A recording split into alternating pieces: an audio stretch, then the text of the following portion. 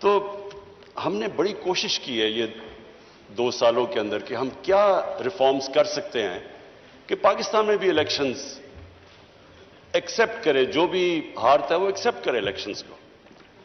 تو اس میں ہم نے پوری ریفارمز تجویز دی ہیں، 1 سال سے پڑھی ہیں، اس کے اوپر کوئی اپوزیشن کی ابھی تک ڈبیٹ نہیں ہوئی. تو میں ان کو ریکویسٹ کروں گا کہ یہ تو کوئی گورنمنٹ اپوزیشن کی بات نہیں ہے، یہ تو پاکستان کی ڈیموکریسی کی فیوچر ہے.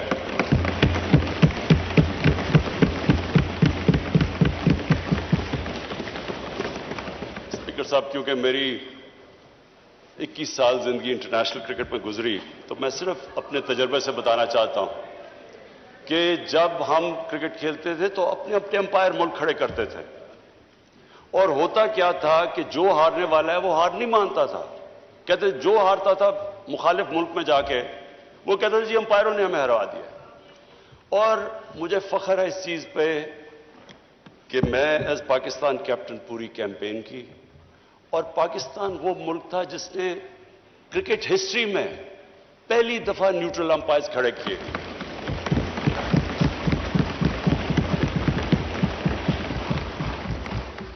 اور آج دنیا کی کرکٹ میں نیوٹرل امپائرز بھی ہیں، ٹیکنالوجی بھی ہے، اور جو ہارتا ہے وہ سب مان جاتے ہیں ہار. یعنی سارا جو کرکٹ کے اندر جو فیئرنس تھی وہ اس لیول پہ ہے کہ اب یہ ایشو ختم ہو گیا امپائرنگ کا. میں یہی ریکویسٹ کرتا ہوں کہ اب ٹائم آ گیا ہے کہ ہم بھی الیکشن لڑیں اور کسی کو یہ فکر نہ ہو کہ جی مجھے کوئی دھاندلی سے ہرا دیا جائے گا.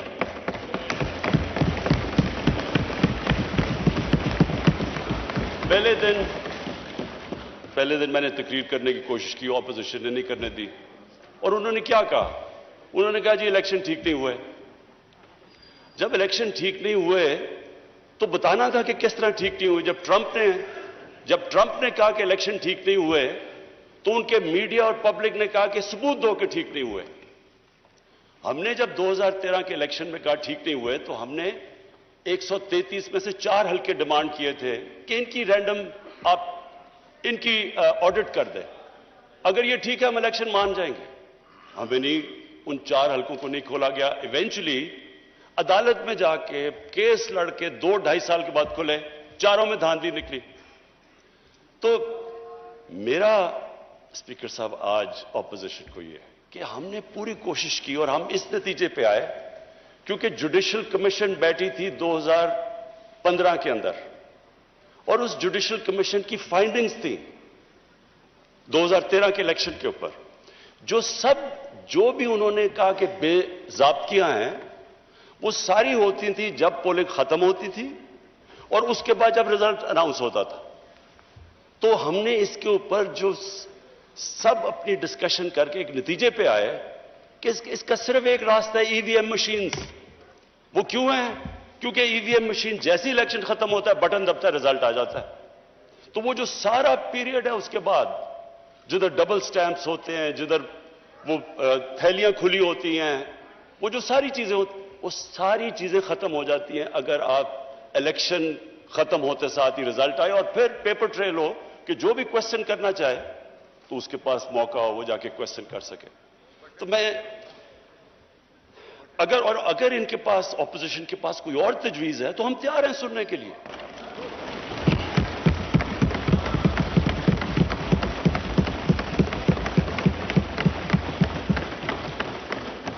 لیکن یہ تو کوئی ہر الیکشن اگر آج آپ کچھ اس پہ کوئی ریفارم نہیں کریں گے یہ تو پھر ہر الیکشن کے اندر یہی سلسلہ ہوگا، جس طرح بائی الیکشن، جس طرح سینٹ کے اندر.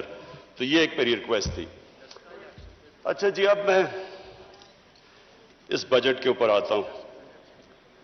میں اس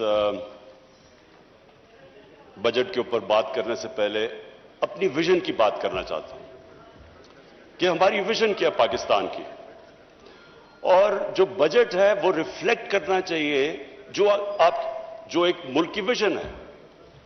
مجھے خوشی اس لیے، اور میں شوکت ترین آپ کو اور آپ کی ساری اکنامک ٹیم کو آج خراج تحسین اس لیے پیش کرتا ہوں کہ آپ نے جو میری ویژن تھی پاکستان کی اس کے مطابق آپ نے بجٹ بنایا.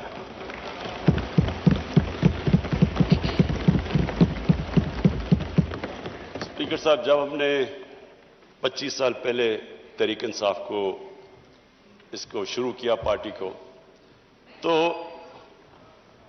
ہماری جو موٹیویشن تھی، جو میری موٹیویشن تھی، وہ ایک ہی تھی، جو کہ نظریہ پاکستان تھا. نظریہ پاکستان آبجیکٹو ریزولوشن کے اندر بڑا کلیئرلی ڈیفائنڈ ہے: اسلامی فلاحی ریاست. یہ جو اسلامی فلاحی ریاست ہے، یہ نظریہ جو ہمارے فاؤنڈنگ فادرز تھے انہوں نے مدینہ کی ریاست سے لیا، کیونکہ وہ دنیا کی پہلی فلاحی ریاست تھی. اب اسپیکر صاحب، ہم نے یہ کیوں، میں ذرا سارے ہاؤس کے لیے، اپنے یوتھ کے لیے، سب کے لیے کہنا چاہتا ہوں کہ یہ کیوں ضروری ہے کہ ہم پاکستان اسی فاؤنڈنگ فادرز کی ویژن کے اوپر واپس جائیں.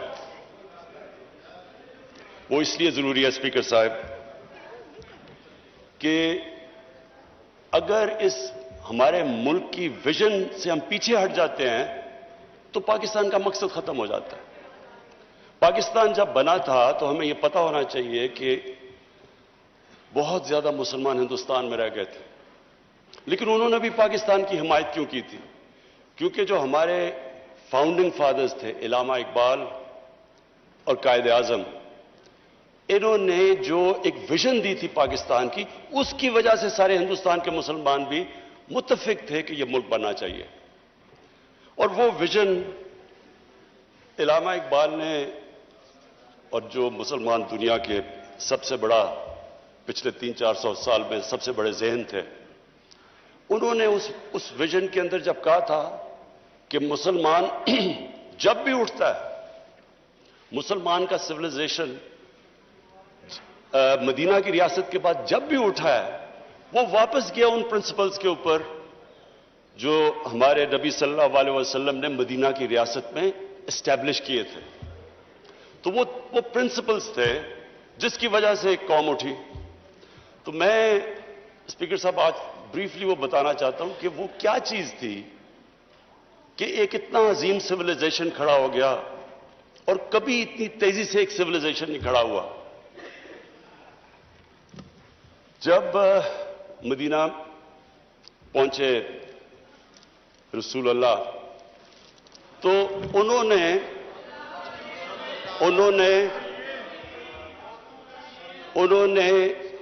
مدینہ کی ریاست میں جو پرنسپلز طے کیے، یہ دنیا کی تاریخ اس کی گواہ ہے کہ ان کے مدینہ کے آنے کے بعد 13 سال کے بعد جو ایک سپر پاور تھی وہ ان کے سامنے اس نے گھٹنے ٹیکے، بیزنٹائن امپائر، اور 14 سال کے بعد پرشین امپائر ان کے سامنے گھٹنے ٹیک گیا. یہ تاریخ کا حصہ ہے. اور اس کے بعد جو وہ سویلائزیشن انہوں نے سیٹ اپ کیا، وہ دنیا کا سب سے عظیم سویلائزیشن تھا. اس نے صرف یہ نہیں کہ وہ دنیا میں پھیل گیا، انہوں نے جو سویلائزیشن سیٹ اپ کیا، اس کی وجہ سے جو آج ماڈرن دنیا بنی ہے، وہ اس سویلائزیشن نے سارے جو گریک فلسفیز جو دنیا میں، جو ہندوستان میں فلسفیز تھی، ان کی ٹرانسلیشنز کی، ان کو ڈیولپ کیا. ہر فیلڈ میں وہ آگے نکلے، سائنس میں، میڈیسن میں. اور اس کے بعد وہ جب بعد میں ہمارا جب سویلائزیشن نیچے گیا تو یورپ نے ٹیک اوور کر لیا. تو وہ کیا اصول تھے؟ وہ 3 اصول تھے، اور جو ہم نے اپنی پارٹی بنائی 25 سال پہلے تو ہم نے وہ 3 اصول رکھے: انصاف، انسانیت اور خودداری.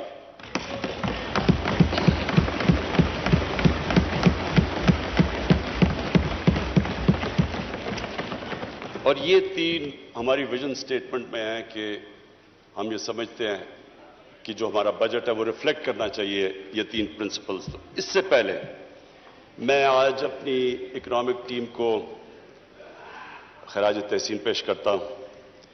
ہماری جو اکنامک ٹیم ہے، اور جس میں جب سے ہماری گورنمنٹ آئی اور اب تک جس نے بھی ہماری اکنامک ٹیم میں شرکت کی، سارے مستحق ہیں آج मुबारक के भी और खराज तहसीन के भी।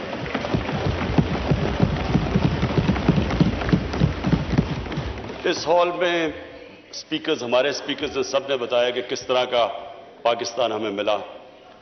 जब हमारी गवर्नमेंट आई तो जो सबसे बड़े हमें प्रॉब्लम था, वो जो टर्म इस्तेमाल करते हैं करंट अकाउंट डेफिसिट। जो करंट अकाउंट है वो मैं आम लोगों के लिए समझाने के लिए कि करंट अकाउंट का मतलब ये है कि मुल्क में डॉलर्स कितने आ रहे हैं और मुल्क से बाहर कितने डॉलर्स जा रहे हैं। उसका पाकिस्तान की तारीख का सबसे बड़ा डेफिसिट था। उसका मतलब ये कि हमारी जो करेंसी थी वो खतरे में थी, क्योंकि इतना बड़ा जब खसारा था, डॉलर्स की कमी थी। डॉलर्स की कमी थी तो डॉलर्स ने ऊपर जाना था, करेंसी ने डीवैल्यू होना था। उसके लिए जो सबसे बड़ा हमें आते साथ ही सर्वाइवल का जो शुरू में पीरियड था, हम सब नए थे, टीम नई थी, तजर्बा नहीं था, तो उसके अंदर इतने बड़े क्राइसिस में मैं इसलिए अपनी टीम को खराज तहसीन पेश करता हूं कि हमने बड़े मुश्किल कदम उठाए अपनी इकोनॉमी को स्टेबलाइज करने के लिए। तकलीफ दे थे, और स्पीकर साहब वो तकलीफ दे ऐसे थे कि आप एक मुल्क, अगर घर की मिसाल ले लें, मैं सबके लिए एक आसानी पैदा करना चाहता हूं कि हमारे सारे जो भी आज देख रहे हैं सबको समझ आ जाए कि वो क्या मुश्किल थी पाकिस्तान को। एक घर मकरूज हो जाता है, आमदनी और खर्चे में बड़ा खसारा हो जाता है, किराएदार आ रहा है, लोग आ रहे हैं पैसे मांगने के लिए, कर्जे लिए हुए हैं, तो वो घर क्या करता है?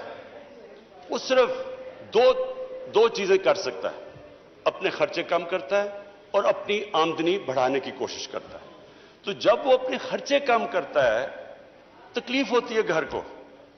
खर्चे जब कम करता है, अगर आपके बच्चा एक अच्छे स्कूल में जा रहा है, उसको आपको निकाल के दूसरे उस स्कूल में गवर्नमेंट स्कूल में डालना पड़ता है। अगर आपका गाड़ी है तो मोटरसाइकिल, अगर मोटरसाइकिल है तो साइकिल लेना पड़ता है। वो जो भी मुल्क, जो भी घर इस सिचुएशन में होता है, उसको इस मुश्किल वक्त से गुजरना पड़ता है जब तक उसकी आमदनी ऊपर नहीं आती। तो हमारे लिए वो मुश्किल फैसले करने थे, लोगों को तकलीफ हुई, अवाम बड़ी मुश्किल से गुजरी और कई अभी भी गुजर रहे हैं। लेकिन इसके अलावा जब एक मुल्क मकरूज हो जाए और जब एक मुल्क इस मुश्किल में पड़ जाए, इसके अलावा दूसरा और कोई रास्ता नहीं है उसका। कोई भी मुल्क ले लें, जब तुर्की में प्राइम मिनिस्टर तब अर्दोगान आए, तो उनको भी, जब तुर्की को, जो वो भी कर्जे में डूबे हुए थे, उनको भी आईएमएफ के पास जाना पड़ा, लेकिन वो भी 2-3 साल मुश्किल वक्त से गुजरे। तो मुझे आज ये खुशी है कि हमारी इकोनॉमिक टीम ने जिस तरह के फैसले किए, जिस तरह हम वो चैलेंजेस लिए और जिस तरह उन चैलेंजेस से निकले। एक तो इकोनॉमिक चैलेंज था, दुनिया में बाहर गए, पैसे इकट्ठे करने की पूरी कोशिश की। मैं आज फिर अपने वो मुल्कों का शुक्रगुजार हूं जिस तरह यूएई ने हमारी मदद की, सऊदी अरेबिया ने हमारी मदद की, चाइना ने हमारी मदद की।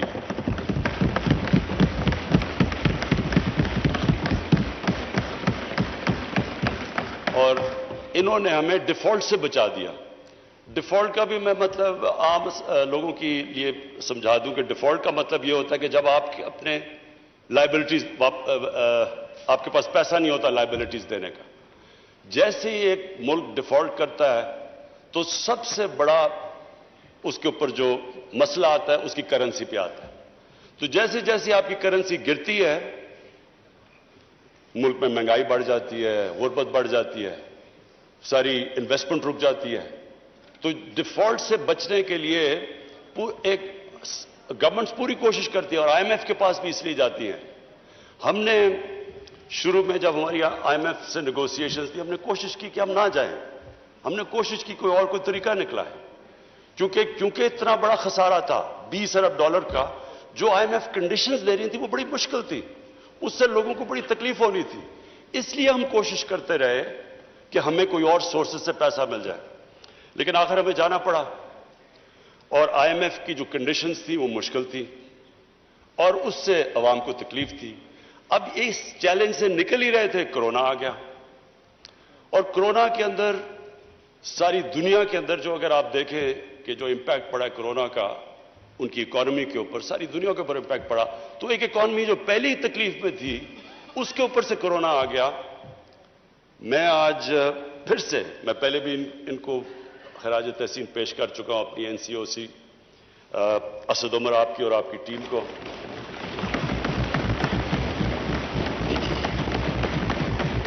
ڈاکٹر فیصل کو، اور اس میں پھر جتنی بھی کوآرڈینیشن تھی پاکستان آرمی، انہوں نے ہماری پوری مدد کی، ہم نے انٹیلیجنس پوری ان سے لی، جو بھی پھر ہم نے ہاٹ سپاٹس اور پھر ان کو لوگوں کو ٹریک اینڈ ٹریس، اور ڈاکٹر فیصل جس نے پوری ایکسپرٹ اوپینین ہمیں دیتا رہا کہ یہ دنیا میں یہ ہو رہا ہے تو آپ کو یہ جو بھی قدم ہمیں اٹھانے چاہیے، تو اس سے میں آج ہم سارے پاکستانی، ہم وہ خوش قسمت قوم ہے۔ اگر آپ ارد گرد دیکھیں، ایران میں دیکھیں، بدقسمتی سے ابھی افغانستان دیکھیں، ہندوستان دیکھیں، آج انڈونیشیا میں جو ہو رہا ہے، تو ساری، اور بنگلہ دیش میں جو صورتحال ہے، لاک ڈاؤنز لگا دی ہیں، اس کے مقابلے میں اللہ کا، میں خاص طور پہ، کیونکہ اللہ نے، ہم انسان تو ایک سٹیج تک جا سکتا ہے، اس کے بعد تو اوپر والے کے اوپر چھوڑ دیتا ہے، اور اس نے ہمیں بچا لیا۔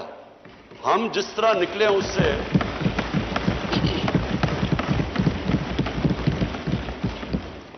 اور میں صرف ایک چیز کہوں گا کہ میرے خیال میں، یہ میرا ایمان ہے اللہ پہ، کیونکہ وہ غریب کی آواز سنتا ہے، ہم اس لیے بھی بچے کہ ہم نے بڑی جلدی یہ فیصلہ کیا کہ ہم پورا لاک ڈاؤن نہیں لگانے لگے، کیونکہ اس میں اسپیکر صاحب ساری دنیا کا تجربہ ہے، فیکٹ سامنے آ گئے ہیں، لاک ڈاؤن سے جو غریب ہے، جو نچلا طبقہ ہے، وہ پس جاتا ہے۔ ساری دنیا کے اندر، امریکہ کے اندر فوڈ لائن، دنیا کا امیر ترین ملک، کھانے کے لیے لائنیں لوگوں کی لگی ہوئی تھی، کھانے نہیں تھے لوگوں کے پاس۔ ہر جگہ دنیا میں غربت بڑھی ہے جدھر لاک ڈاؤن لگا ہے، بڑا پریشر تھا ہمارے پہ، بڑی اپوزیشن کی ڈیمانڈ تھی کہ جی لاک ڈاؤن لگایا جائے، 2 مہینے بڑا برا بھلا بھی کہا گیا کہ جی ان کو سمجھ نہیں ہے، لاک ڈاؤن نہیں لگا رہے، لیکن میرا یہ مان ہے کہ جو ہم نے جو فیصلہ کیا، اللہ اکبر، اللہ اکبر، اللہ اکبر، اللہ اکبر، اشہد ان لا الہ الا اللہ، اشہد ان لا الہ الا اللہ، اشہد ان محمد رسول اللہ، اشہد ان محمد رسول اللہ،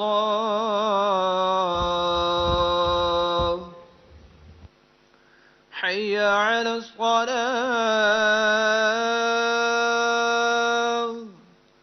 حی علی الصلاة،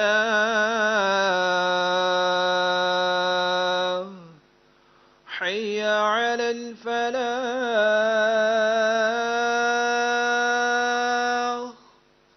حی علی الفلاح،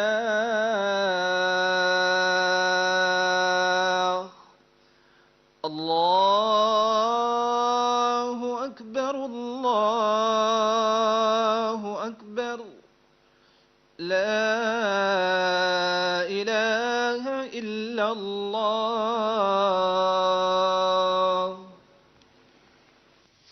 جناب عمران خان صاحب، پرائم منسٹر۔ جی اسپیکر صاحب، جو فیصلہ کیا ہم نے یہ سوچ کے کہ جو ہمارا دہاڑی دار ہے، ہمارے مزدور، ہمارا ڈیلی ویجر جو کہ ویکلی ویجر، وہ گھر میں کھانا ہی تب آتا ہے جب اگر وہ مزدوری کرے، ہم نے جو بڑی جلدی فیصلہ کیا کنسٹرکشن کھولنے کا، اور پھر جو اپنا سارا ایگریکلچر سیکٹر تھا اس کو ہم نے پوری طرح کھولنے کی کوشش کی جلدی سے جلدی، جو وہ ہمارا فیصلہ تھا، میں سمجھتا ہوں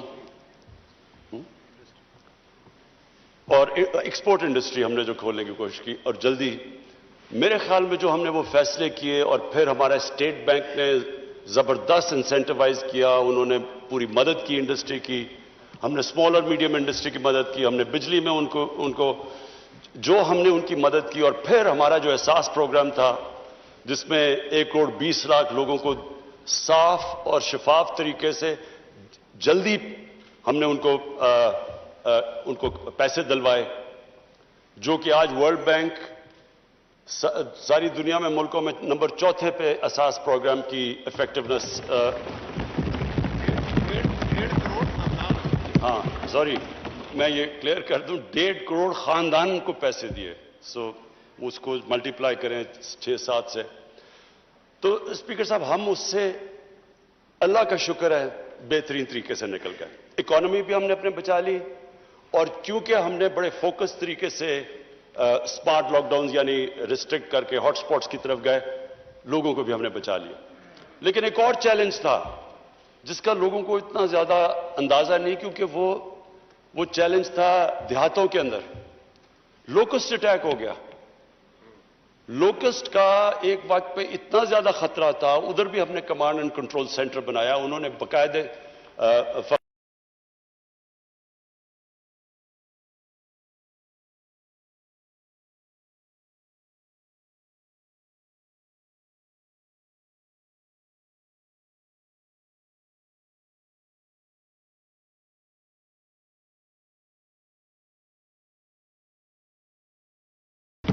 تو اسپیکر صاحب ہم اللہ کا شکر ہے یہ جو 4% گروتھ ریٹ ہماری تقریباً 4% گروتھ ریٹ آئی, اس کی وجہ یہ تھی کہ ہم نے ایگریکلچر کو پروٹیکٹ کیا.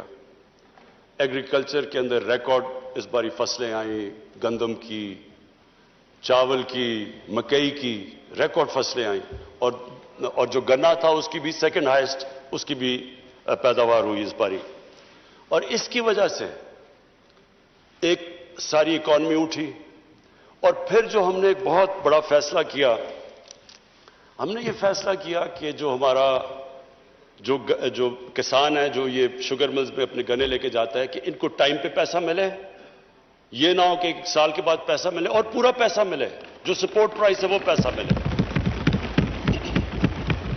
کیونکہ گورنمنٹ نے یہ انفورس کیا, پیسہ پہلی دفعہ شفٹ ہوا کسانوں کے پاس. کسانوں کے پاس پیسہ ہے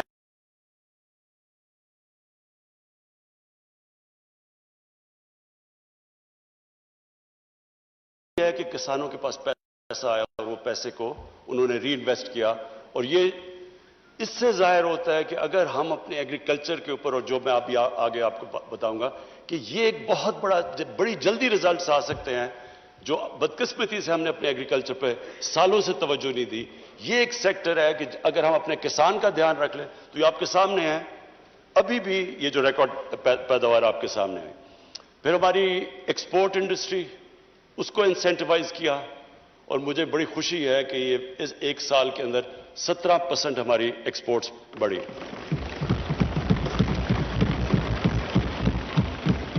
اسپیکر صاحب, جو جون کا مہینہ تھا, جون کے مہینے میں ہماری جو ایکسپورٹ صرف جون کے مہینے میں ہوئی وہ $2.7 ارب ہوئے, جو آل ٹائم پاکستان ریکارڈ ہے ایک مہینے کے اندر.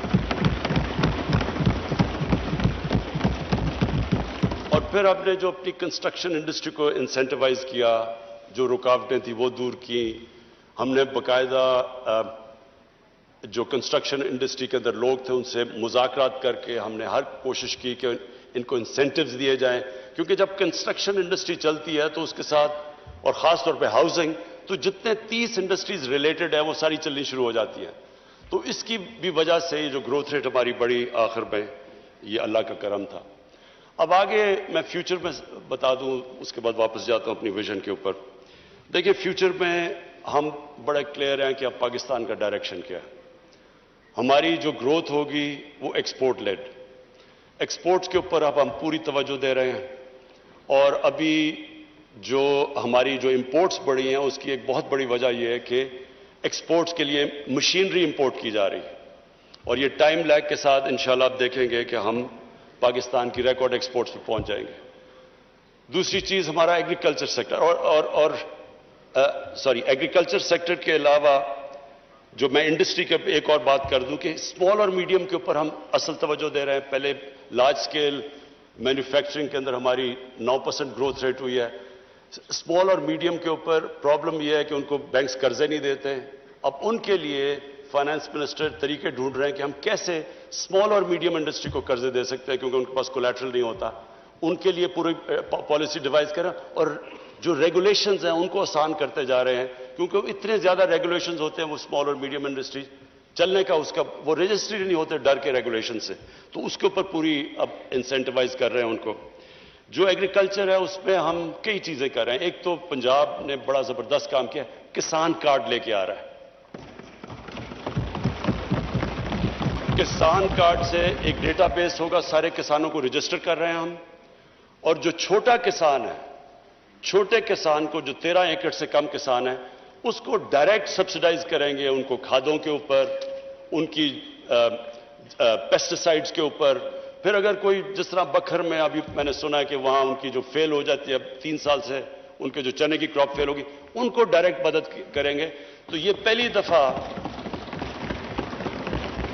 एक किसान कार्ड के जरिए डायरेक्ट मदद करेंगे अपने किसानों के लिए। फिर जो भी इस बार फाइनेंस मिनिस्टर ने जो पैसा रखा है, $60 अरब फेडरल गवर्नमेंट ने, अच्छा सॉरी 60 अरब रुपया जो हमारी फेडरल गवर्नमेंट ने रखा है, जो पिछली गवर्नमेंट के आखिरी साल में 1.5 अरब था।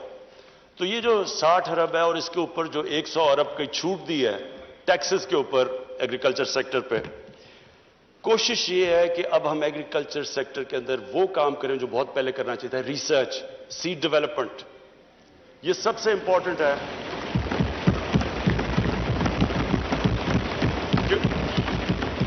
क्योंकि हमारी प्रोडक्टिविटी अगर आप दूसरी दुनिया के मुल्कों से देखें तो पाकिस्तान तकरीबन सबसे कम प्रोडक्टिविटी है हमारी।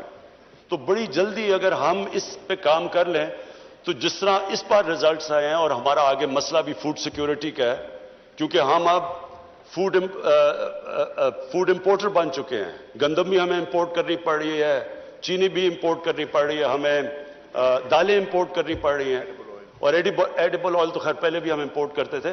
तो अब हमारी कोशिश ये है कि इनकी पहले तो अपनी पैदावार बढ़ाएं ताकि आगे बढ़ते हुए आबादी के लिए हम फूड सिक्योरिटी प्रोवाइड करें, लेकिन उसके अलावा अपनी प्रोडक्ट, उसके अलावा जो किसान है उसको डायरेक्ट छोटे किसान को सब्सिडाइज करें, क्योंकि असल हमारा 70% तो छोटा किसान है और उसका सबसे बड़ा प्रॉब्लम होता है उसके पास पैसा नहीं होता, वो आर्थिक से फंस जाता है।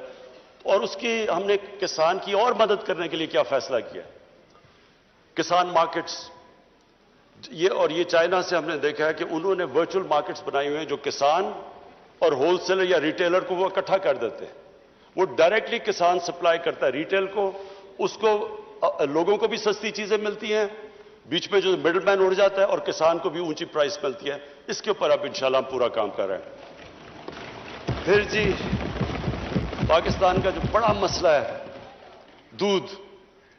अब दूध एक ऐसी चीज है जो कि एक बच्चों के लिए सबसे इंपॉर्टेंट न्यूट्रिशन है, प्रोटीन है। अब मसला ये बना हुआ है, कैल्शियम है। प्रॉब्लम हमारा ये है कि जो खुला दूध बिकता है वो ज्यादातर कंटेमिनेटेड है, और फिर जब हम उनको जो कंटेमिनेट दूध को हटाते हैं तो उसकी कीमत ऊपर चली जाती है। तो हम इस नतीजे पे आए हैं कि इसका सबसे आसान तरीका ये है कि इनकी जेनेटिक इंप्रूवमेंट करें गायों की और भैंसों की, और उसके लिए हम बाहर से अब यही बाहर से इंपोर्ट कर रहे हैं जो जिससे इनकी हम जीन्स को इंप्रूव कर सकें। इंशाअल्लाह ये हम समझते हैं कि 1-2 सालों के अंदर, 2 सालों में इसका इंपैक्ट पड़ जाएगा, और इसके लिए हमने काफी पैसे रखे हुए हैं कि हमारा जो लाइफ स्टॉक है वो इंप्रूव हो। इतनी ज्यादा हमारे पास गाय भैंसे हैं लेकिन उनकी प्रोडक्टिविटी बहुत चाइना में 6 गुना ज्यादा उनको वही दूध लेती है गाय से जिस पाकिस्तान के मुकाबले में। तो अगर हम दुगना भी कर लें तो ये बहुत बड़ा इंपैक्ट पड़ जाएगा हमारी जो इंपॉर्टेंट है दूध सप्लाई के लिए। अच्छा स्पीकर साहब, अब मैं वापस रिवर्ट करता हूं कि पाकिस्तान ने अगर आगे बढ़ना है तो हमें उन असूलों के ऊपर वापस जाना चाहिए जिस विजन के मुताबिक पाकिस्तान बना था, जो 3 चीजें, इंसानियत, इंसाफ और खुददारी। सबसे पहले तो मुझे इस बजट में सबसे बड़ी खुशी हुई कि पाकिस्तान की तारीख का सबसे ज्यादा पैसा हमने सोशल प्रोटेक्शन के लिए दिया है।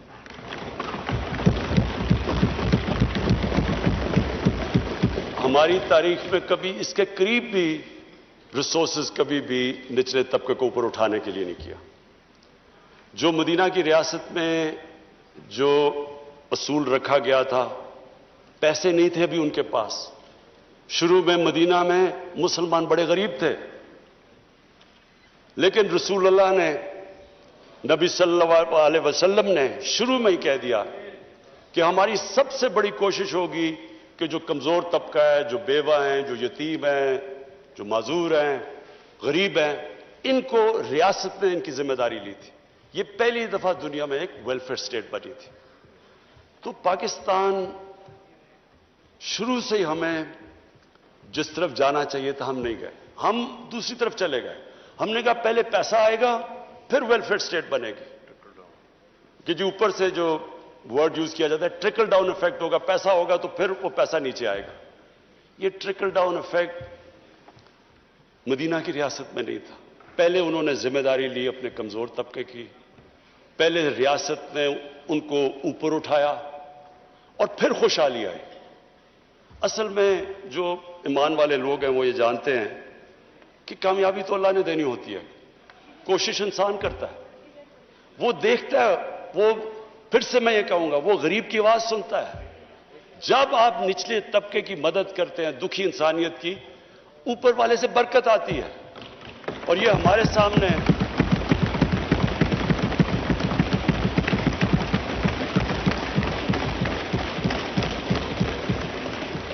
मैं 2 मिसालें देना चाहता हूं स्पीकर साहब। चाइना और हिंदुस्तान दोनों की आबादियां 1 अरब से ज्यादा है। 35 साल पहले चाइना तकरीबन उधर ही खड़ा था जिधर हिंदुस्तान खड़ा था। आज चाइना किधर चला गया और हिंदुस्तान किधर है?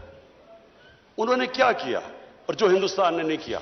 हिंदुस्तान में भी हालात बेहतर हुए, हिंदुस्तान में भी उन्होंने पिछले 30 साल में तरक्की की, लेकिन हिंदुस्तान में अमीर और गरीब में फासला बढ़ता गया। आज वहां गुर्बत भी है और सबसे ज्यादा अमीर लोग हैं। चाइना ने क्या किया कि उन्होंने फैसला किया, जो मदीना की रियासत में फैसला किया दुनिया के अजीम लीडर ने, कि हम सबसे पहले निचले लोगों को ऊपर लेके आएंगे। और हम चाइना गए और हमने देखा उन्होंने क्या क्या जो तरीके इख्तियार किए अपने कमजोर तबके को ऊपर उठाने के लिए। तो स्पीकर साहब, ये दुनिया में एक मोजा है। 70 करोड़ लोगों को उन्होंने 35 साल में गुर्बत से उठा के ऊपर ले गए। और अभी इसी साल प्रेसिडेंट शी जिनपिंग ने अनाउंस किया कि चाइना में हमने एक्सट्रीम पॉवर्टी खत्म कर दी। ये दुनिया की तारीख में इतना ये कभी हुआ ही नहीं है, मौजज़ा है। लेकिन जैसे जैसे वो गरीबों को ऊपर लेते गए, चाइना भी एक इकोनॉमिक जायंट और सुपर पावर बन गया। हिंदुस्तान ने, उसके पास भी उतनी बड़ी मार्केट थी, लेकिन उन्होंने ये स्टेप्स नहीं लिए। तो एक स्कॉलर थे मोहम्मद अब्दू, बहुत बड़े इस्लाम के स्कॉलर थे। वो जब यूरोप से 100-125 साल पहले जब वो वापस आए मिस्र, तो उन्होंने मिस्र में कहा कि यहां मुसलमान तो बड़े हैं, लेकिन यहां इस्लाम बहुत कम है। और जब यूरोप गए, यूरोप में जो मैंने देखा, मुसलमान तो नहीं नजर आए, लेकिन बड़ा इस्लाम नजर आया। कहने का मतलब यह है कि जो भी उन उसूलों के ऊपर चलेगा वो ऊपर चला जाएगा। आज आप स्कैंडिनेवियन ममालिक में चले जाएं, सबसे बेहतर, अगर मैं दुनिया में फिरा हूं तो इंसानियत का निजाम आज स्कैंडिनेविया में। आप वहां खुशहाली देखें कैसी है, और उनकी इंसानियत देखें कैसी है। हर इंसान की कदर है, उससे भी आगे चले गए हैं, जानवरों की कदर है वहां। और वो भी, मैं कह दूं कि वो भी हजरत उमर का कॉल था कि अगर कुत्ता भी मेरी रियासत में भूखा मरता तो मैं जिम्मेदार हूं। यानी ये है इंसानियत का तकाजा। اور ان ملکوں میں جو ہم جن کو مسلمان نہیں کہتے، لیکن مسلمان ملکوں میں آپ دیکھ لیں، ہمارے ملک میں دیکھ لیں کہ امیر امیر ہوتا جاتا ہے، غریب غریب ہوتا جاتا ہے، کوئی سوشل سیکیورٹی نیٹ ورک نہیں ہے. ہمارا آج فیملی سسٹم نہ ہو، ہمارا خاندانی نظام نہ ہو تو یہاں تو لوگ بھوکے مرتے رہیں. ہمیں تو آج اگر کسی نے بچایا ہوا ہے تو وہ ہمارے ایکسٹینڈڈ فیملی سسٹم نے بچایا ہوا ہے. کوئی بے روزگار ہوتا ہے تو وہ اندر لے لیتے ہیں، ساری فیملی اس کا دھیان رکھتی ہے. ہمارے تو کوئی سوشل سیکیورٹی نہیں ہے. میں پہلی دفعہ جب برطانیہ گیا تو میں نے تو پہلی دفعہ دیکھا کہ ایک فلاحی ریاست کیا ہوتی ہے. آپ کوئی آدمی کسی گورنمنٹ کے بیمار ہو، آپ کسی ہسپتال میں چلے جائیں، آپ کا مفت علاج تھا. سارے غریب سے غریب آپ ہوں، آپ کو مفت تعلیم ملتی تھی اور کوالٹی کی تعلیم ملتی تھی. کئی ان کا پرائم منسٹر ایک آدھ بنا، وہ بھی ایک سرکاری اسکولوں میں مفت پڑھ کے بنا. ادھر آپ بے روزگار ہوتے ہیں، ان امپلائمنٹ بینیفٹس ملتی ہیں جب تک آپ کو روزگار نہیں ملتا. عدالت میں غریب آدمی جاتا ہے، اس کو لیگل ایڈ ملتی ہے مفت کی، اس کو وکیل ملتا ہے. ہم نے تو پہلی دفعہ یہ دیکھا. یہاں تو اس طرح کا کانسیپٹ ابھی تک تھا ہی نہیں. تو یہ میں آج فائنانس منسٹر آپ کو اس لیے خراج تحسین پیش کرتا ہوں. یہ پہلی دفعہ پاکستان اس طرف نکل گئی ہے جدھر ہم آج سے 74 سال پہلے جانا چاہیے تھا، اسلامی فلاحی ریاست.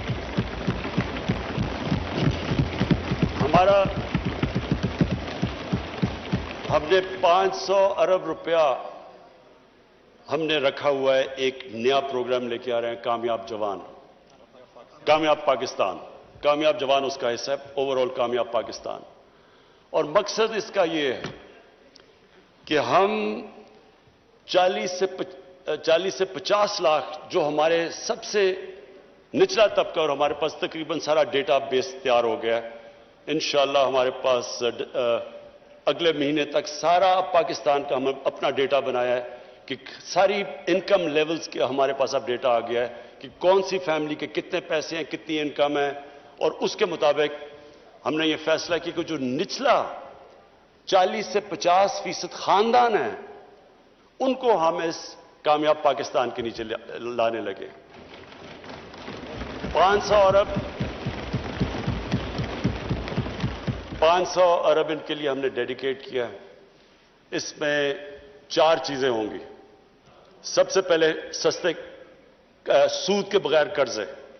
کسان جو ہوں گے ان کو 3 لاکھ دیں گے سود کے بغیر قرضہ، چھوٹے کسانوں کے لیے. اور جو شہر کے اندر ہم ان کو پیسے دیں گے تاکہ وہ اپنا کوئی کاروبار شروع کر سکے. دوسری چیز ہم اسپیکر صاحب ان کے لیے وہ کام کر رہے ہیں جو میں ہمیشہ سوچتا تھا کہ اللہ نے کبھی موقع دیا تو وہ ہم اس ملک میں کریں گے. Health card, health insurance. جو میں جو ہمارے پی ٹی آئی کے 3 صوبے ہیں، پنجاب، پختونخوا اور جی بی، ان کو میں آج خاص یہ اس لیے مجھے خوشی سے میں ان کی تعریف کرنا چاہتا ہوں. اور بلوچستان، وہ ہماری کولیشن گورنمنٹ ہے، ادھر بھی میری جام کمال سے بات ہو چکی ہے کہ سارے شہریوں کو ہم نے، سارے جتنے بھی خاندان ہیں ان سب کو ہم نے ہیلتھ انشورنس دینی ہے.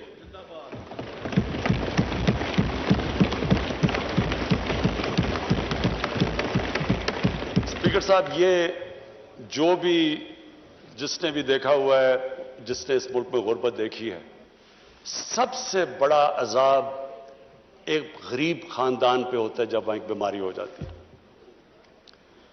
پہلے ان کے بجٹ نہیں مل رہا ہوتا ہے، وہ مشکل سے اپنے گھر کا گزارا کر رہے ہوتے ہیں، تو ایک فرد جب بیمار ہوتا ہے یا اس کو کوئی پیسہ خرچ کرنا پڑتا ہے، وہ قرضے لیتے ہیں، سارا خاندان غربت کے نیچے چلا جاتا ہے. یہ جو چیز کی ہے، میں اپنی ساری، اگر میں اچیومنٹ کو کہوں کہ جس سے مجھے سب سے زیادہ خوشی ہے، وہ یہ ہیلتھ انشورنس ہے. اور یونیورسل ہیلتھ انشورنس، یہ امریکہ جیسی جگہ میں نہیں ہے.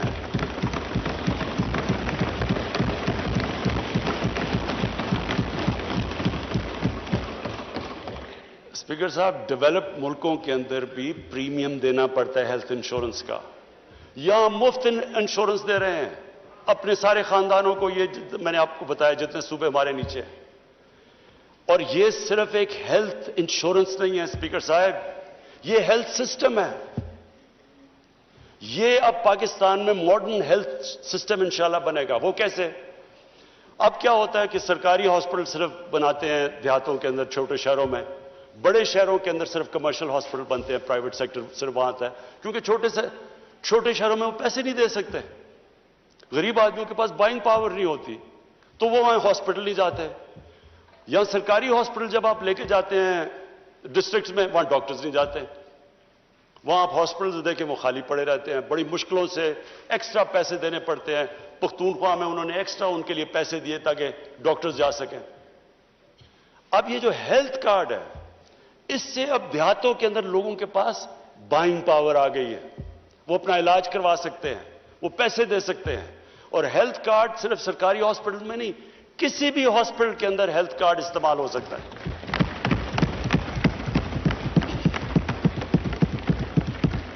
گورنمنٹ کے پاس تو پیسے نہیں سارے ملک میں ہاسپٹلز بنانے کے لیے، ہمارے پاس تو اتنے پیسے نہیں ہیں. پرائیویٹ سیکٹر آئے گا اور پرائیویٹ سیکٹر کے لیے ہم اب آسانیاں پیدا کر رہے ہیں. کیسے کر رہے ہیں؟ اوقاف کی زمین، ویکیو ٹرسٹ کی زمین ہم نے فیصلہ کیا ہے کہ ان کو سستے داموں کے اندر ہم ہاسپٹلز کے لیے دیں گے. کیونکہ اتنی مہنگی زمین ہے شہروں کے اندر، اور تاکہ وہ جب ہاسپٹل بناتے ہیں ان کے پاس اتنا موقع نہیں ہوتا کہ اپنا ریکور کرنے کے لیے کاسٹ، تو ان کو سستی زمینیں دیں گے. جو بھی میڈیکل اکوپمنٹ پاکستان میں نہیں بنتی وہ ڈیوٹی فری باہر سے امپورٹ کروائیں گے پرائیویٹ سیکٹر کے لیے.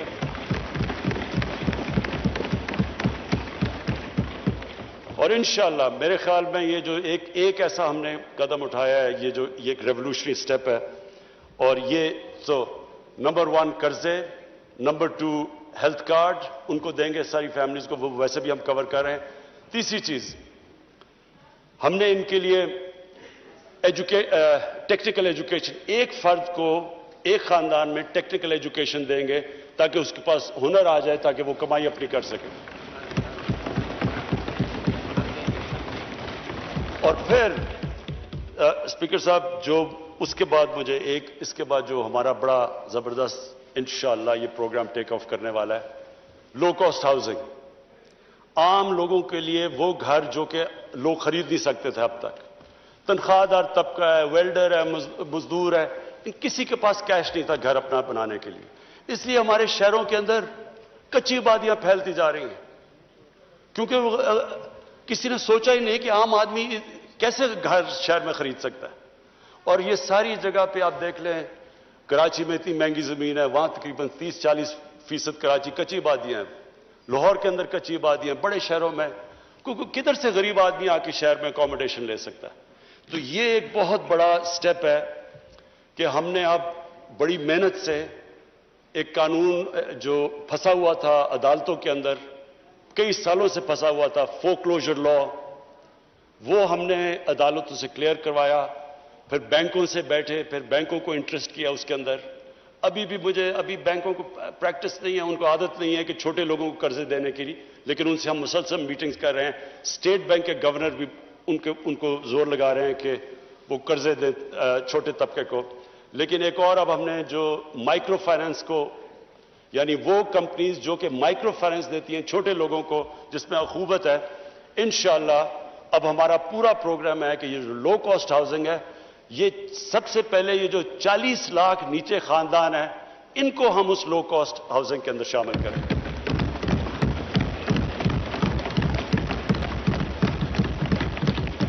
پھر اسپیکر صاحب احساس پروگرام اب ہمارا اس اگلے مہینے، جس طرح میں نے کہا، ہمارے پورا ڈیٹا بیس پاکستان کا کمپلیٹ ہو جائے گا. اب یہ ڈیٹا بیس کمپلیٹ ہوگا، اس کے بعد ہمارا جو نیکسٹ سٹیپ ہے کہ اب ہم نے وہ سافٹ ویئر ڈیولپ کر رہے ہیں، اور جتنے بھی کریانہ سٹورز ہیں اور یوٹیلیٹی سٹورز ہیں ان کے اندر وہ آٹومیشن لے کے آ رہے ہیں. ان کے پاس وہ ہوگا جو ڈیوائس، اور ان کے ذریعے 1,20,00,000 خاندانوں کو ڈائریکٹ سبسڈی دیں گے احساس کے ذریعے.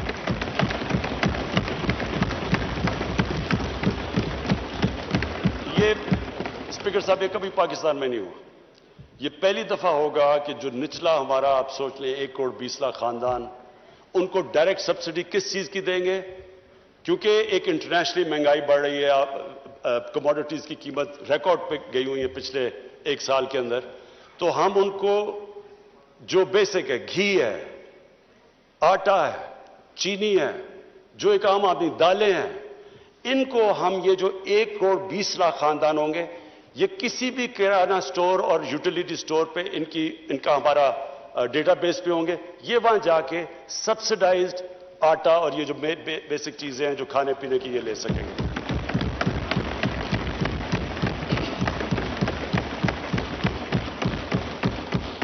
اور پھر 90,000 ہم اسکالرشپس، انڈر گریجویٹ اسکالرشپ اپنے غریب طبقے کو دے رہے ہیں، جو بھی نیچے۔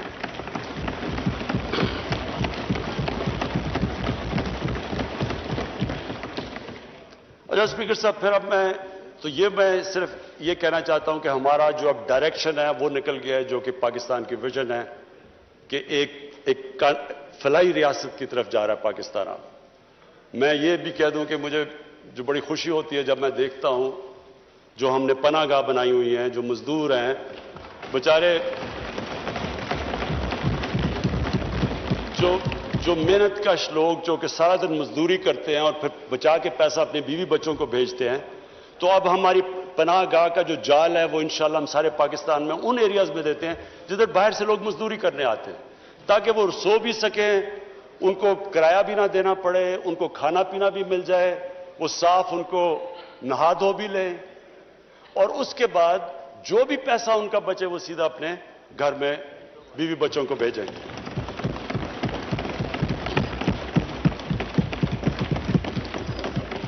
اچھا اسپیکر صاحب، اب میں اپنے دوسرے پوائنٹ پہ آتا ہوں، انصاف۔ دیکھیں، یہ مدینہ کی ریاست میں انصاف کو ڈیفائن کیا گیا تھا۔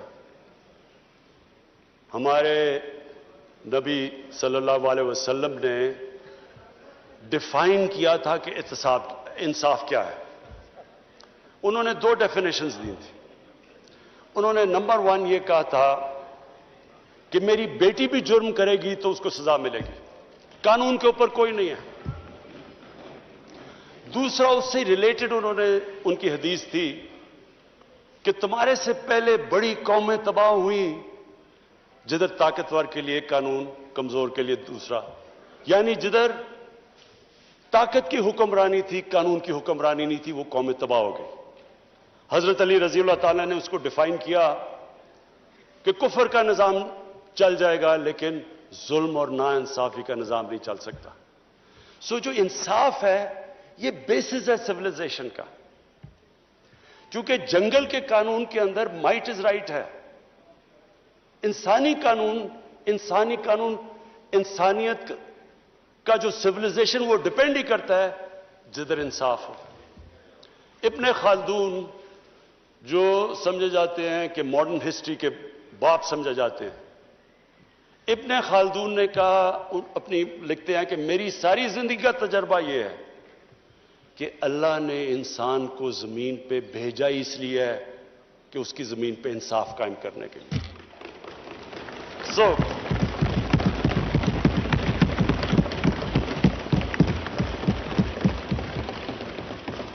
اسپیکر صاحب، یہ جو بیسس ہے قانون کی حکمرانی، یہ ہے بیسس ایک سوسائٹی کا۔ آج اگر آپ دنیا کی تاریخ سٹڈی کر لیں تو معاشرہ تو وہی اوپر گیا، خوشحال وہ ہوا جدھر انصاف ہے۔ شیر شاہ سوری کی میں پڑھ رہا تھا کہ جب وہ اوپر آئے، وہ تو ان کو ایک جاگیر دی گئی۔ شیر شاہ سوری کی جو جاگیر، اٹھے شیر شاہ سوری ادھر سے، کیسے اٹھا کہ اس نے اپنی جاگیر میں سب سے پہلے جتنے بڑے بڑے ڈاکو تھے ان کو اس نے فارغ کیا۔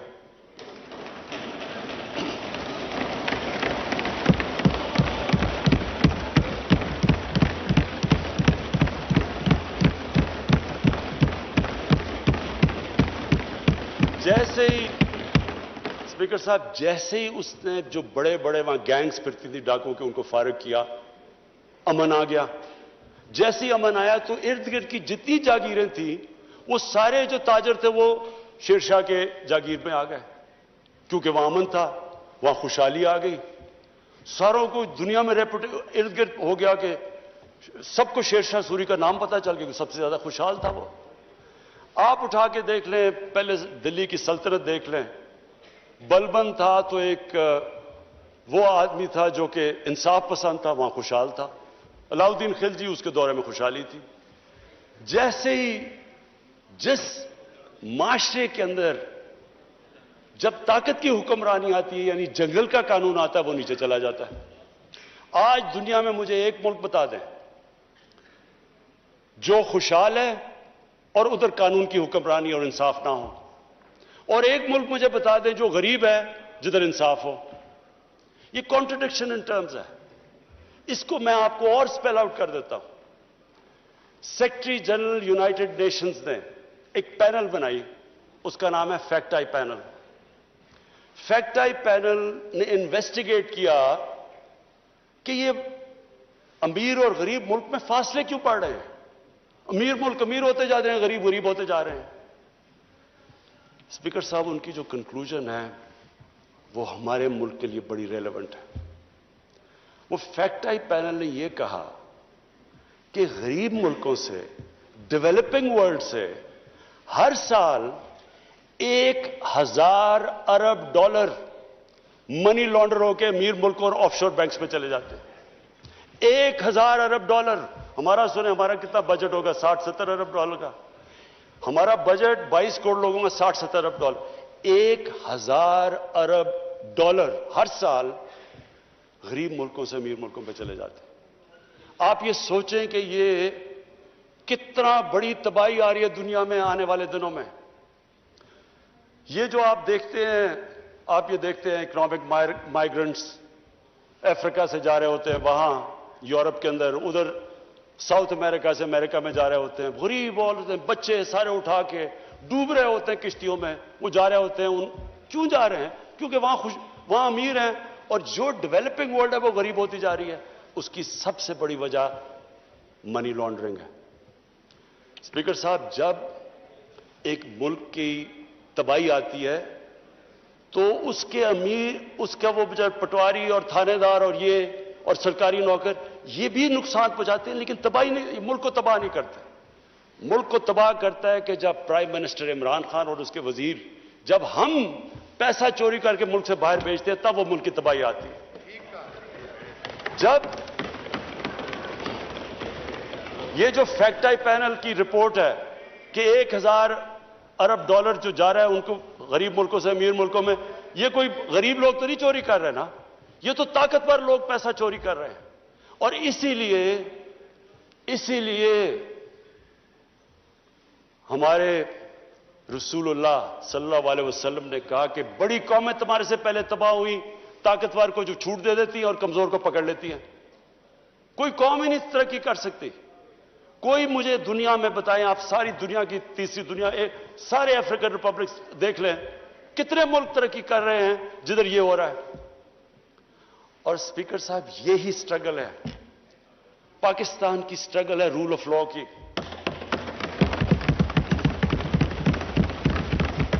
مجھے بھی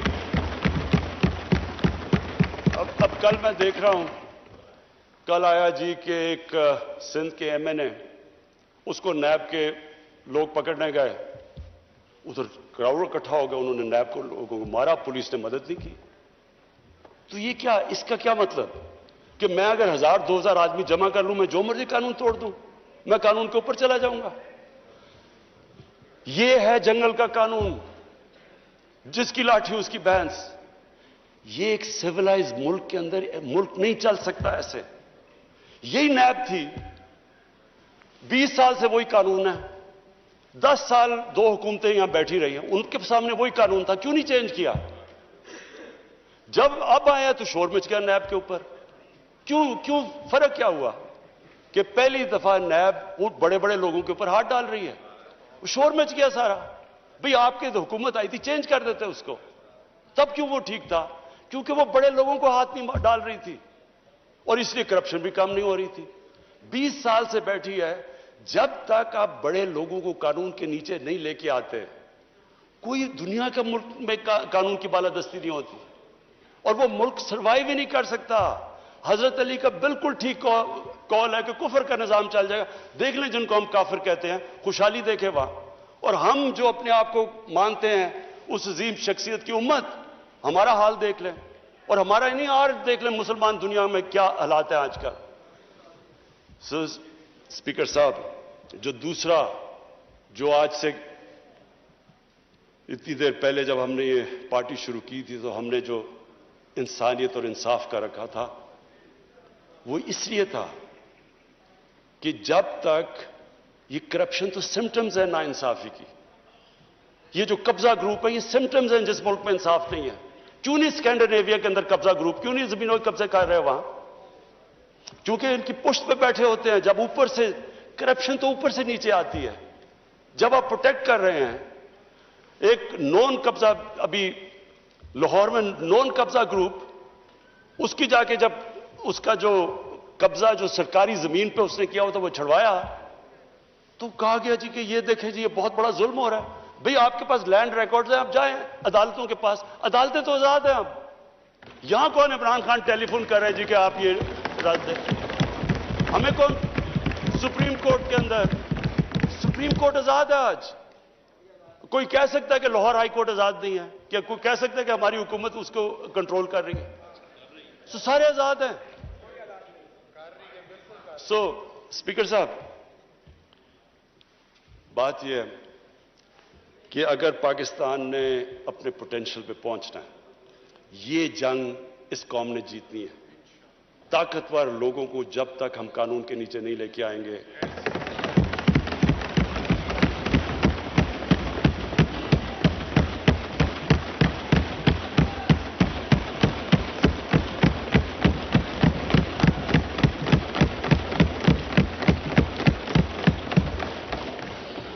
اچھا. اور تیسری چیز, یہ میرا آخری پوائنٹ ہے, خودداری. اسپیکر صاحب, جب سے پاکستان بنا ہمارے اندر ایک بڑی بدقسمتی ہے. ہمارا لیڈر عظیم تھا قائد اعظم محمد علی جناح, ایک غلام ہندوستان میں ایک آزاد انسان تھا. واہ واہ.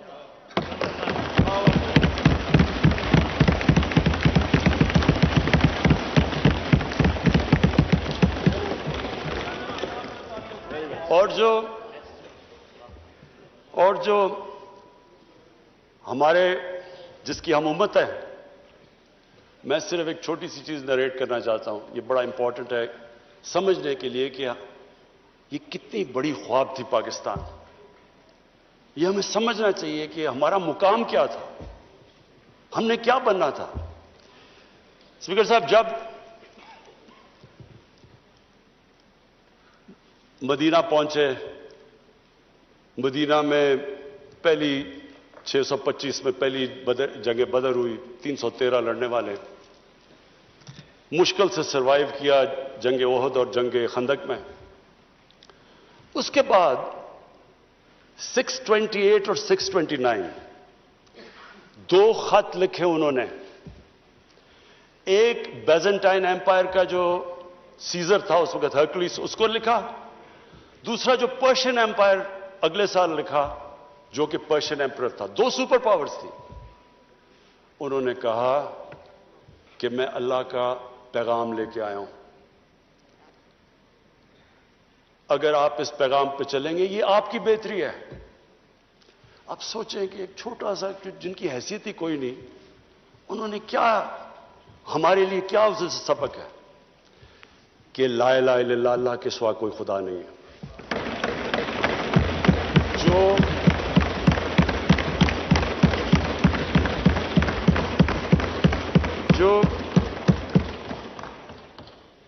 جو اللہ کے سامنے جھکتا ہے وہ کسی انسان کے سامنے نہیں جھکتا, چاہے وہ رومن ایمپرر ہو اور چاہے وہ پرشین ایمپرر ہو. اور کون سوچ رہا تھا کہ وہی جو بڑے ایمپائرز تھے, سپر پاورز تھی, وہ دیکھتے تھے یعنی وہ دیکھیں یہ تو آج تو ماڈرن ڈے ہے, ان دنوں میں تو اونٹ کی ٹریول تھی. تو سوچیں کہ اتنی تیزی سے وہ کیسے کولیپس کر گئے. دیکھیں جو لا الہ الا اللہ ہے نا, وہ انسان میں غیرت دیتا ہے, اور غیرت کے بغیر ना कोई इंसान बड़े काम करता है, ना आज तक कौमी गैरत के बगैर कोई मुल्क उठा है।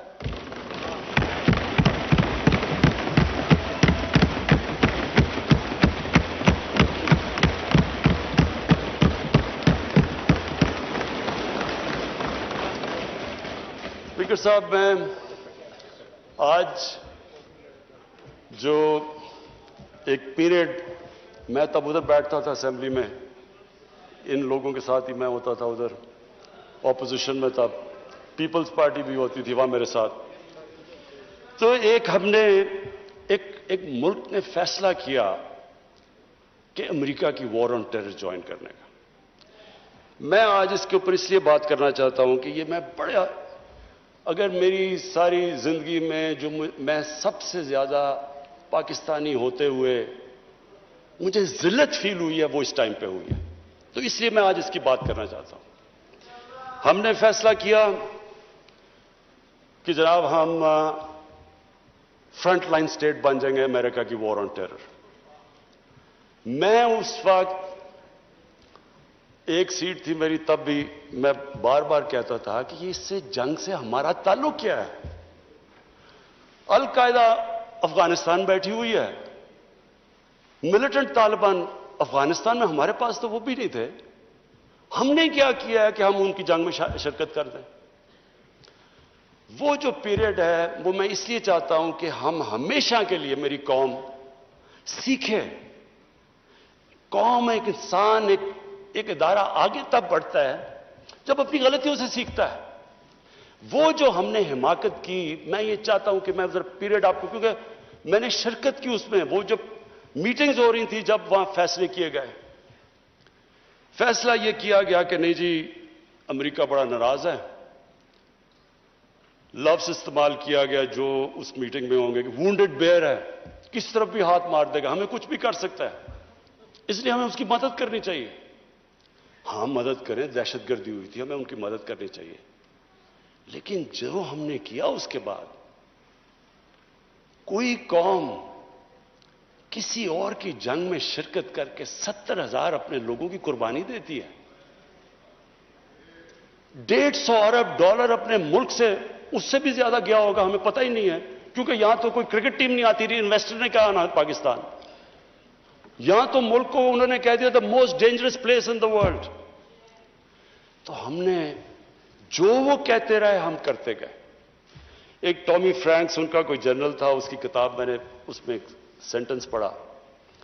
उसने कहा कि we knew Musharraf was vulnerable so we kept pushing him. वो जो वो कहे हम करने के लिए तैयार हो जाए। लोग अपने वहां पकड़ा दिए, उनको पकड़ के गुआंटानामो में भिजवा दिए। अपनी किताब में लिखा मुशर्रफ ने कि मैंने पैसे देकर लोगों को भिजवाया। किस कानून के तहत? यानी जो अपने लोगों की, अपनी कौम की, अपने लोगों की, अगर वो हुकूमत ही उनकी हिफाजत नहीं करती तो और किसने उनकी हिफाजत करना है? पकड़ा दिया जनाब अमेरिका को, गुआंटानामो में पहुंचा दिया।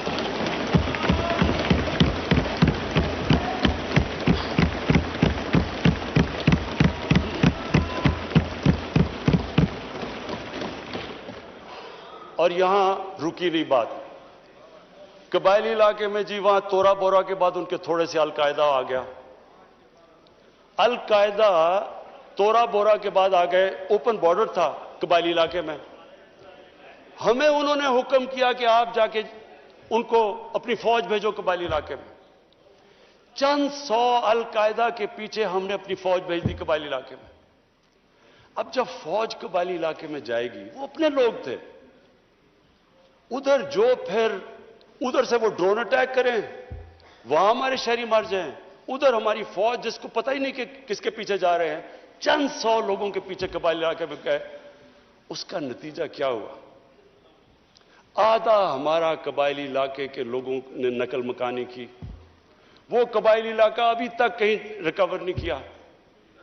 मेरी तरह का आदमी जो कहता गया कि ये गलत हो रहा है, मुझे तालिबान खान बना दिया।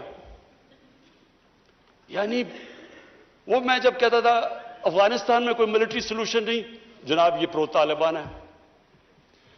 वो जो पीरियड था असद कैसर साहब, स्पीकर साहब, हमारी तारीख का सबसे, मैं अगर मुझे से कोई पूछे सबसे स्याह वक्त था।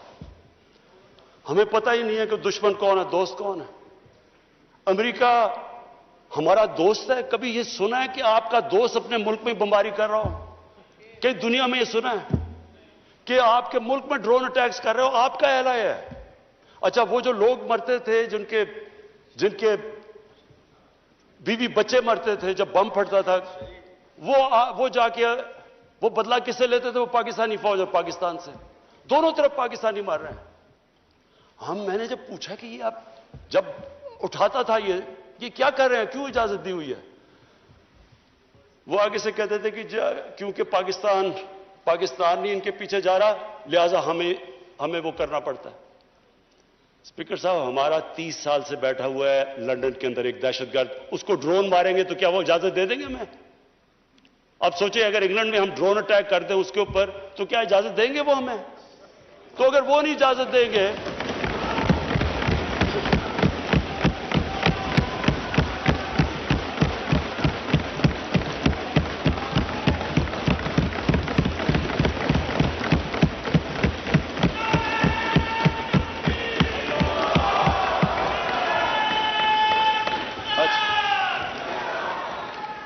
स्पीकर साहब, अगर वो इजाजत नहीं देंगे तो हमने क्यों इजाजत दी? क्या हम सब ह्यूमन हैं? हम आधे इंसान हैं? या क्या हमारी कोई वैल्यू हमारी जान की नहीं जो उतनी की? हमारे मुल्क में इजाजत दी गई, गवर्नमेंट से झूठ बोला लोगों से कि नहीं जी हम मजम्मत करते हैं ड्रोन अटैक्स की। जिल्लत देखें क्या है कि पहले उनको इजाजत दे रहे हैं और इतना हौसला नहीं है कि पब्लिक को कहे कि हमने इजाजत दी हुई है, मजम्मत कर रहे हैं जी उनकी। एक मीटिंग हुई, ओपन हियरिंग हुई सेनेट के अंदर। उस मीटिंग के अंदर सेनेटर कार्ल लेवन पूछता है एडमिरल मलन से कि आप ये क्यों पाकिस्तान में ये ड्रोन अटैक्स कर रहे हैं जब पाकिस्तानी हुकूमत मजम्मत करती है? एडमिरल मलन ओपन हियरिंग के अंदर कार्ल लेवन को कहता कि हम पाकिस्तान हुकूमत की इजाजत से कर रहे हैं। वो आगे से क्या कहता? अब ये शेम की तो ये बात है, वो आगे से कहता है कि क्यों पाकिस्तानी हुकूमत सच नहीं बोलती अपनी लोगों से, क्यों दोगली है? और ये ओपन, स्पीकर साहब, ये ओपन कैबिनेट सेनेट की हियरिंग पे जो पब्लिक के अंदर होती है उसमें ये हो रहा है।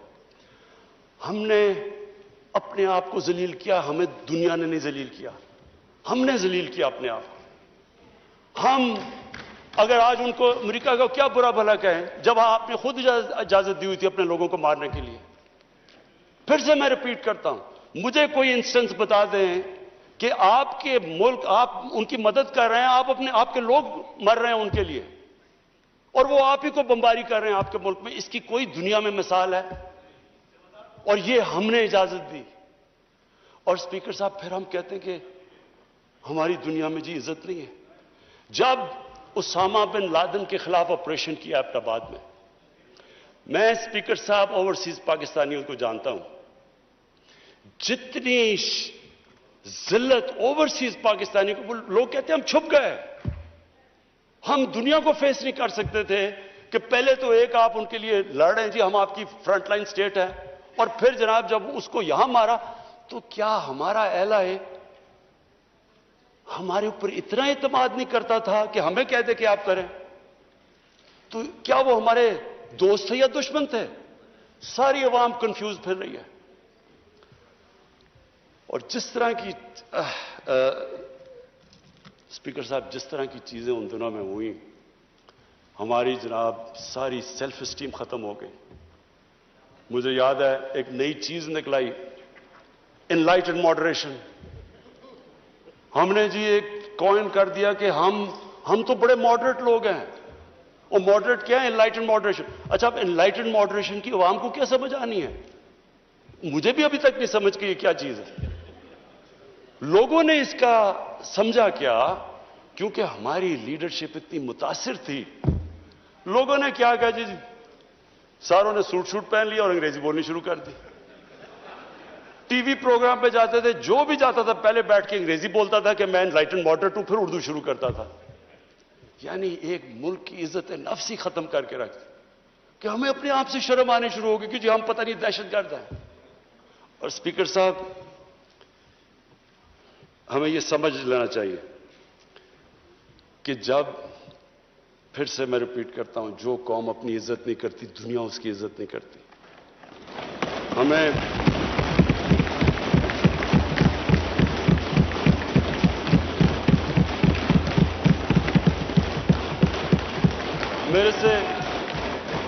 میرے سے پوچھا گیا جی کہ آپ پاکستان بیسز دے گا امریکہ کو.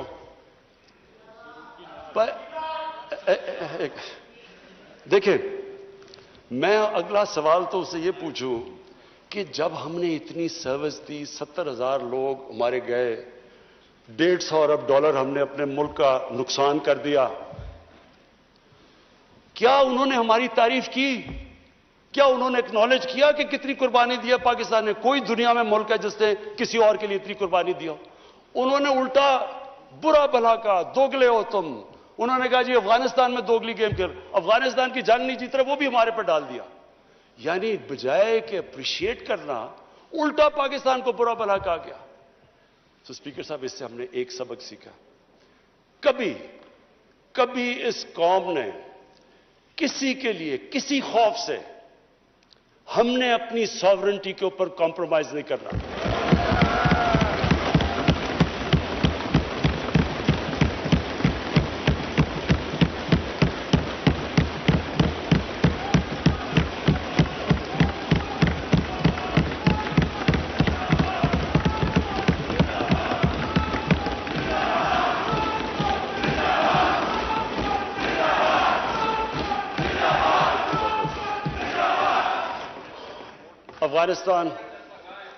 افغانستان یہ واقعی ہمارے لیے ایک بڑا مشکل اب وقت آ رہا ہے.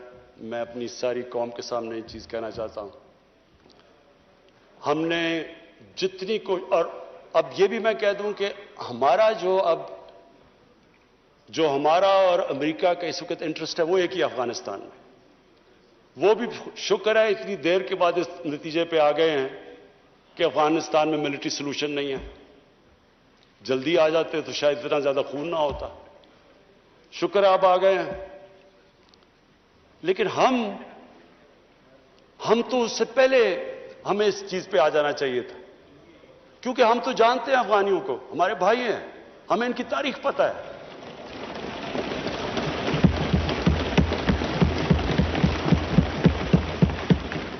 کبھی افغانستان نے باہر سے انٹرفیئرنس ایکسیپٹ نہیں کی، چاہے وہ انگریزوں کا دیکھ لیتے 19 سینچری میں، چاہے روسیوں کا دیکھ لیں، سوویٹس کا، اور چاہے یہ جو اتنی لمبی ساری امریکہ کی تاریخ میں سب سے بڑی جنگ کے بعد وہ بھی اس نتیجے پہ پہنچ گئے کہ کوئی ملٹری سلوشن نہیں تھا. ہمیں اگر ہم پرو ایکٹیو ہوتے، ہم اس وقت ایک خوددار حکومت کھڑی ہو کے کہتی کہ یہ آپ بالکل غلط کر رہے ہیں، اگر ہم کرتے ہم ان کو بچا لیتے، ادھر سے بھی خون کو بچا لیتے جو ہوا ہے وہاں افغانیوں کا، اور دوسری طرف ان کو بھی ایک بہتر ٹائم پہ یہ نکل سکتے تھے. اب ہوا کیا ہے کہ انہوں نے جب فیصلہ کیا کہ جی کوئی ملٹری سلوشن نہیں ہے، ایگزٹ ڈیٹ دے دی کہ ہم جا رہے ہیں. اب جب وہ جا رہے ہیں تو پاکستان کو کہہ رہے ہیں کہ جی کسی طرح اب ان کو ٹیبل پہ لے آؤ. ہمارے پاس کیا لیوریج ہے ان کو ٹیبل پہ نہ سوائے کہ ان کے کوئی خاندان یہاں بسے ہوئے ہیں؟ کیا ان کے خاندانوں کو پکڑ کے جیلوں میں ڈال دیں؟ کیا کرے؟ اور پاکستان تو صرف ان کو کہہ سکتا ہے نا کہ ملٹری سلوشن کے اوپر اگر آپ جائیں گے تو وہاں سول وار لمبی ہو جائے گی طالبان کو، اور سول وار لمبی ہوگی، افغانستان کی بھی تباہی ہے، اور پاکستان اس کے بعد وہ ملک ہے جس کو نقصان ہوگا. لیکن اس کے بعد جب وہ ڈیٹ دے چکے ہیں، اس سے زیادہ ہم لیوریج کیا کریں؟ اور مجھے بڑا افسوس ہوتا ہے، میں پریزیڈنٹ غنی کو بھی ملا ہوں، میں ان کے افغانستان بھی گیا، ان کے یہاں بھی لیڈرز کو ملا، میں ان کو سمجھا کے یہ کہہ چکا ہوں کہ ہمارا انٹرسٹ ہے افغانستان میں اس وقت امن ہو. ہم آگے اکانومی کا سوچ رہے ہیں، ہم سینٹرل ایشیا کا سوچ رہے ہیں، ہماری ریجنل ہماری ٹائز ہیں تاجکستان کے ساتھ، ازبیکستان کے ساتھ، ریلوے ہم بن رہے ہیں، ہم تو آگے کا سوچ رہے ہیں. تو ہم تو چاہتے ہیں امن ہو. ہم نہ کوئی اسٹریٹجک ڈیپتھ چاہتے ہیں افغانستان میں.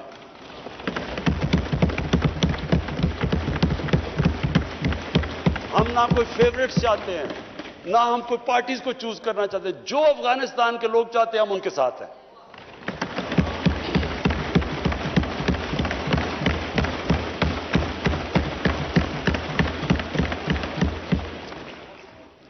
تو ہم پارٹنرز ان پیس تو امریکہ کے ساتھ ہو سکتے ہیں اور ہمیشہ رہیں گے. ہم پارٹنرز ان کانفلکٹ نہیں ہو سکتے.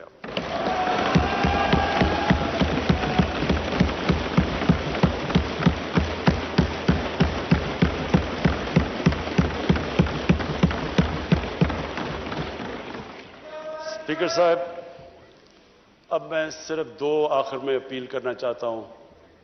ایک تو اپنے اوورسیز پاکستانیز کو, سب سے پہلے تو ان کا شکریہ ادا کرنا چاہتا ہوں کہ جس طرح انہوں نے ریمیٹنسز, ریکارڈ ریمیٹنسز پاکستان میں بھیجی. آج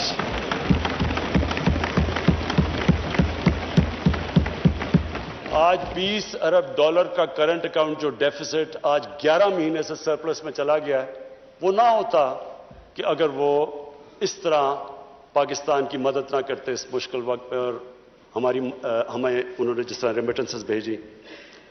آگے جو میں پرابلم دیکھ رہا ہوں, جیسے جیسے ہماری اکانومی گرو کر رہی ہے, جو پرابلم آنا ہے ہمارے کرنٹ اکاؤنٹ کے اوپر آنا ہے. یعنی کہ ہماری جیسے امپورٹس بڑھتی جائیں گی, اکانومی گرو کرتی جائے گی, تو پریشر آنا ہے ہمارے روپے کے اوپر اور کرنٹ اکاؤنٹ کے اوپر. تو شارٹ ٹرم کے اندر میں اوورسیز پاکستانیز کو یہ کہنا چاہتا ہوں کہ پاکستان یہ آپ کا ملک ہے. آپ نے دیکھ لیا کہ باہر جا کے جو بھی دنیا میں آپ باہر چلے جائیں, اپنے ملک جیسی کوئی جگہ نہیں ہے. میں نے آج بڑی ایک تکلیف دہ آج میں نے سٹوری پڑھی. کینیڈا کے اندر ایک تو پہلے پاکستانی خاندان کو انہوں نے ایک گاڑی, ان کا جو انتہا پسند تھا اس نے گاڑی چڑھا دی. اب کل میں نے پڑھا اخبار میں کہ 30-32 سال کا پاکستانی نوجوان جو وہاں گیا ہوا تھا اپنی فیملی کو لے کے, وہ اس کی آج بیان تھا, اس کو چاقو مارا انہوں نے اور وہ ہاسپٹل میں. وہی ریسسٹ, یہ جو اسلاموفوبیا کی وجہ سے جو وہاں کے ریسسٹ ہیں. تو اس نے جو سٹیٹمنٹ دی, میں صرف یہ کہنا چاہتا ہوں کہ وہ ہمارے لیے بڑی تکلیف دہ ہے. اس نے کہا کہ دیکھیں, میں تو یہاں روزی کمانے آیا تھا, اب مجھے خطرہ ہو گیا اپنی بیوی اور بچوں کو. تو یہ سارے اوورسیز پاکستانیوں کو میں آج کہنا چاہتا ہوں کہ دیکھیں, ہم بدقسمتی سے آپ کو نوکریاں یہاں نہیں دے سکے, آپ کو باہر جانا پڑا, اور آپ وہاں کام بھی اچھا کر رہے ہیں, کئی بڑے ایکسل کر چکے ہیں. لیکن یہ ضروری ہے آپ کے لیے کہ آپ کا ملک تکڑا ہو, کہ اگر آپ کو مشکل پڑے اس طرح کی, تو آپ کو یہ ہو کہ میں اپنے ملک میں واپس جا سکتا ہوں. اس لیے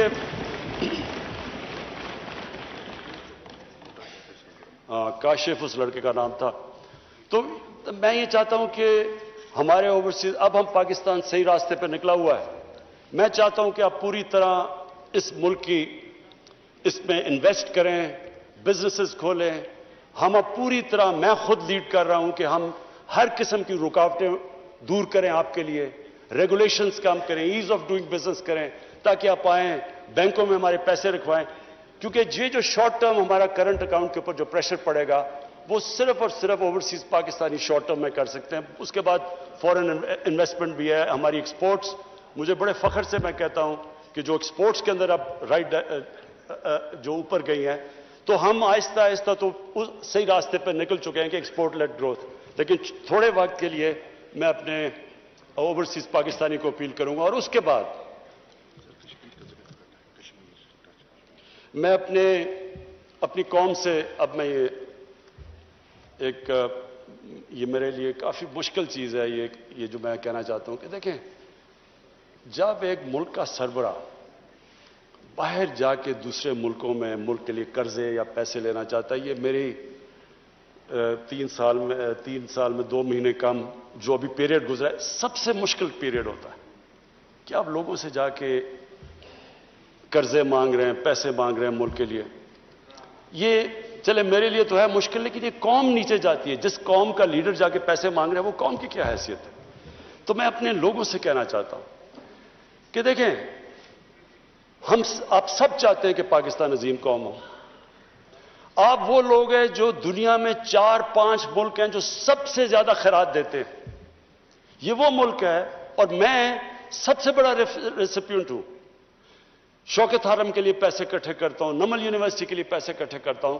2 ہاسپٹل بن چکے، تیسرا کراچی میں سب سے بڑا ہاسپٹل، سب کے لیے پیسے دیتے ہیں. اتنے کھلے دل کے لوگ نہیں ہیں دنیا میں جتنے یہ ہیں.